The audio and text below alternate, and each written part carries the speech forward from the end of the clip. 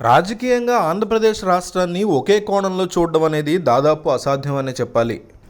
ఆంధ్రప్రదేశ్ రాష్ట్రంలో ఎందుకు ఇలా అన్నానంటే, ఏదైనా కొత్తగా ఒక పార్టీ చొచ్చుకు రావాలన్నా, పుట్టుకు రావాలన్నా, గెలవాలన్నా, అసలు స్ట్రాటజీ వేయాలన్నా రకరకాల సమీకరణాలని కన్సిడరేషన్లోకి తీసుకోవాల్సి ఉంటుంది. ముఖ్యంగా ఆంధ్రప్రదేశ్లో జాతీయ పార్టీలు గనక నిలదొక్కుకోవాలంటే అంచనాలకు మించి కసరత్తు చేయాల్సి ఉంటుంది.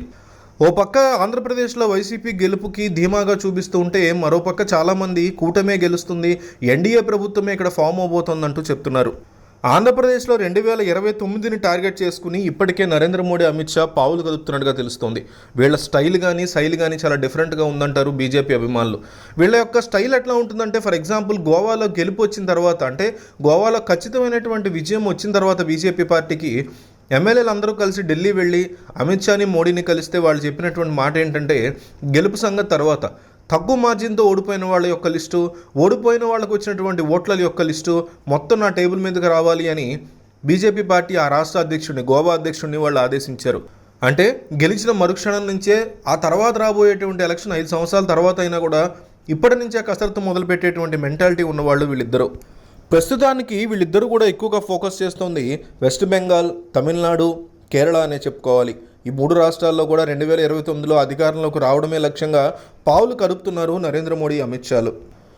అలాగే ఆంధ్రప్రదేశ్లో కూడా పొత్తుని వాళ్ళు యాక్సెప్ట్ చేయడానికి ముఖ్య కారణం, పొత్తులో భాగంగా ముందుకు వెళితే కొన్ని సీట్లు గెలుస్తామని, ఖచ్చితంగా కొన్ని ఎంపీ నెంబర్లు గెలుస్తామని, తద్వారా పార్టీని ఆంధ్రప్రదేశ్లో ఒక మంచి సరళిలోకి తీసుకురావచ్చని, ఒక మంచి ప్లానింగ్తో ముందుకు వెళ్ళొచ్చని, పార్టీని ఒక స్ట్రాంగ్ పార్టీ కింద ఆంధ్రప్రదేశ్లో మార్చుకోవచ్చు అనే కాన్ఫిడెన్స్ వీళ్ళిద్దరికీ ఉన్నట్టుగా తెలుస్తోంది. అందుకే కూటమిని అంగీకరించినట్టుగా కూడా తెలుస్తోంది.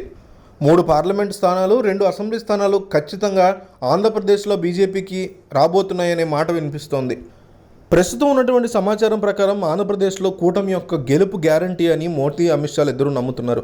అదే కనుక నిజమైతే వైసీపీకి చాలా పెద్ద ఎదురుదెబ్బ అవుతుంది. ఒక రకంగా చెప్పాలంటే చావు దెబ్బ అవుతుంది. ఎందుకంటే 2019 ఎన్నికల్లో భారీ మెజారిటీతో 151 సీట్లతో అధికారంలోకి వచ్చినటువంటి పార్టీ వైసీపీ. అంత గొప్పగా అధికారంలోకి వచ్చినటువంటి పార్టీని కరెక్ట్గా 5 సంవత్సరాల తర్వాతే ప్రజలు వెనక్కి పంపించేశారు అంటే అదేమీ చిన్న విషయం కాదు. చాలా పెద్ద దెబ్బగానే మారుతుంది. సో మళ్ళీ వైసీపీ పునాది నుంచి స్టార్ట్ చేయాల్సి ఉంటుంది. అది బీజేపీ చాలా జాగ్రత్తగా తమకి అనువుగా తీసుకుని క్యాష్ చేసుకుందాం అనే ప్లాన్లో ఉన్నట్టుగా తెలుస్తోంది. కూటమి అధికారంలోకి వచ్చిన తర్వాత చాలా పెద్ద ప్లాన్తో అధికారంలోకి వచ్చిన ఏడాదిలోనే కూటమిలోంచి బయటికి రావడానికి బీజేపీ ఆలోచిస్తోందనేటువంటి స్ట్రాంగ్ ఇన్ఫర్మేషన్ మనకి అందుతోంది.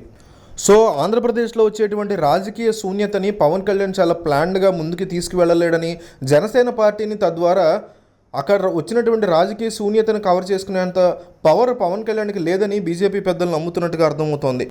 ఇక్కడే బీజేపీ పార్టీ తనదైనటువంటి అన్నామలై లాంటి ఒక లీడర్ని ఆంధ్రప్రదేశ్లో తీసుకురావడానికి ప్రయత్నాలు చేస్తున్నట్టుగా తెలుస్తోంది. మీకు రకరకాల రాష్ట్రాల్లో బీజేపీ పార్టీకి ఒక గొప్ప నాయకుడిని తెర మీద తీసుకొచ్చేటువంటి ప్రయత్నాలు బీజేపీ ఎప్పటికక్కడ చేస్తూ వచ్చింది.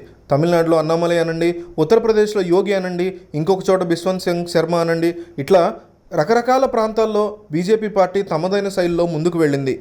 అట్లాగే ఆంధ్రప్రదేశ్లో కూడా ఒక స్ట్రాంగ్ లీడర్ని తీసుకురావడానికి ప్రయత్నాలు చేస్తున్నారు.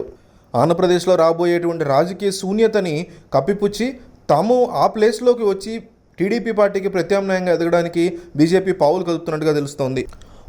ఒక కొత్త రాజకీయ పార్టీకి సంబంధించి ఒక నాయకుడు ఉన్నాడని, ఆ నాయకుడు బీజేపీ పార్టీని నడిపించబోతున్నాడు ఏపీలో త్వరలో అనేటువంటి వ్యాఖ్యలు అయితే వినిపిస్తున్నాయి.